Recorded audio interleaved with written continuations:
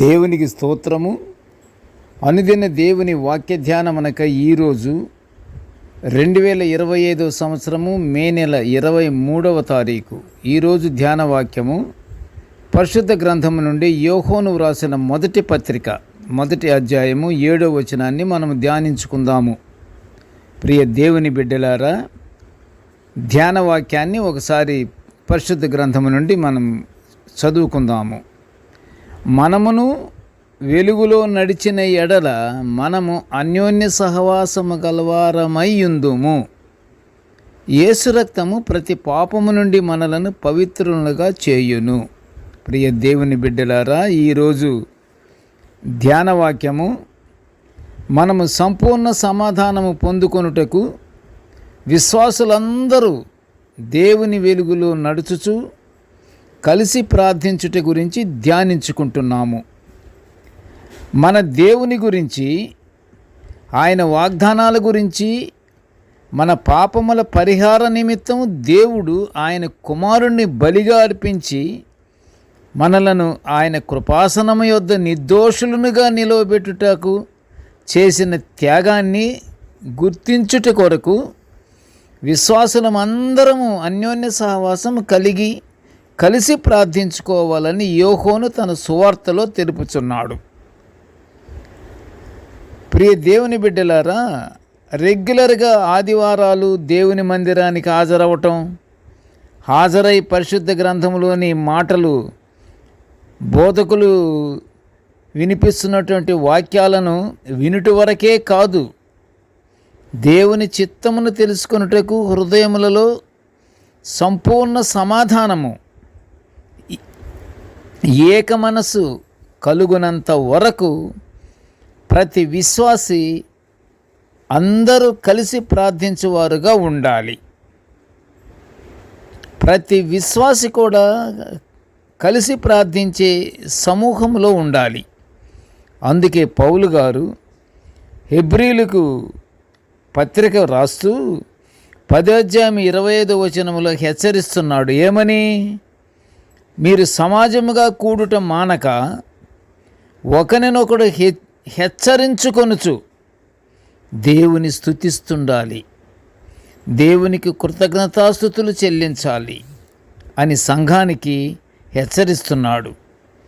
ఈ విధంగా సమాజము కూడుకొనుట చాలా అవసరము. ఇది చాలా ప్రాముఖ్యమైన విషయముగా గుర్తించాలి అని పౌలు గారు హెచ్చరిస్తున్నాడు.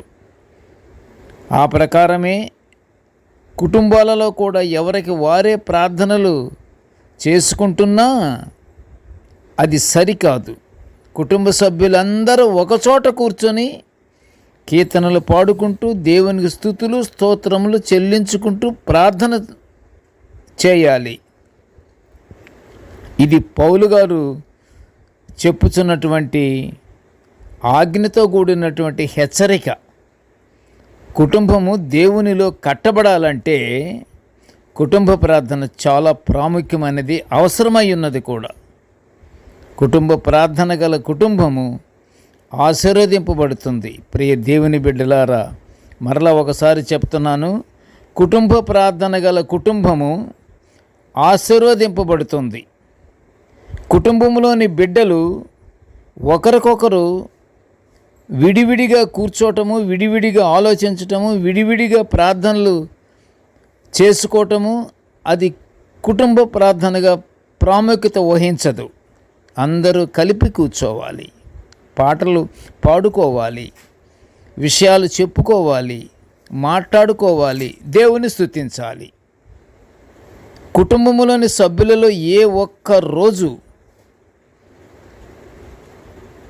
ఒక్కరో ప్రార్థన చేసుకుందామని చెప్పించుకొనుట కంటే, అంటే ఎవరితో? కుటుంబ సభ్యులలోనే ఒకరు. అలాగా కుటుంబ సభ్యులలో ఒకరు మనం కుటుంబ ప్రార్థన చేసుకుందాము అని ఏ ఒక్కరో అంటే అది సరిపోదు. అలాంటి దైవోక్తి ప్రేరేపణ కుటుంబములోని అందరికీ కలగాలి. అది దేవునికి ఇష్టమై ఉన్నది. అది దీవెనకరమైనటువంటి కుటుంబం అవుతుంది. ప్రతి కుటుంబము దీవెనకర కుటుంబముగా ఆశీర్వదింపబడాలంటే కుటుంబములోని బిడ్డలందరూ తల్లిదండ్రులతో సహా కూర్చొని అందరూ కలిసి పాటలు పాడుచు ప్రార్థనలు చేయాలని ఇందాకనే చెప్పుకున్నాం మనం. ఇది పౌలు గారు మరీ మరీ చెప్తున్నాడు ఈ మాట. మనం దేవుని మాటలను ధిక్కరించకూడదు, విస్మరించకూడదు, వెక్కిరించకూడదు. ఆ ప్రకారంగా మనము నిత్యము కుటుంబ ప్రార్థన జరుపుకుంటూ మన కుటుంబము దీవెనకర కుటుంబముగా ఉండాలని దేవునికి మనము ప్రార్థించుకుంటూ, మనం స్తుతులు అర్పించుకుంటూ పరలోక ఆశీర్వాదాలు పొందుకుందాము. ప్రార్థన చేసుకుందాము.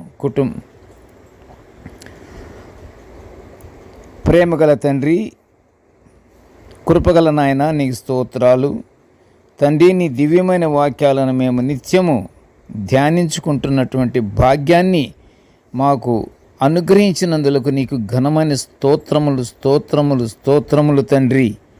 ప్రభువా, నేటి ధ్యానవాక్యమును వినుచున్న ప్రతి బిడ్డను ఆశీర్వదించయ్యా. కృపగల నాయన, మేము నిత్యము తండ్రి కుటుంబాలతో సహా తండ్రి, కుటుంబంలోని బిడ్డలందరితో తండ్రి, కుటుంబంలోని సభ్యులందరితో తండ్రి కలిసి నిన్ను ప్రార్థించుకుంటూ మేము దీవెనకర కుటుంబములను మేము పొందుకునే భాగ్యాన్ని మాకు అనుగ్రహించమని ఈ మనవులన్నీ యేసయ్య పుణ్యనామమున వినయముగా వేడుకొనుచుంటున్నాము తండ్రి. ఆమెన్. దేవుడు మనలందరినీ బహుగా దీవించుగాక. Amen, amen, amen.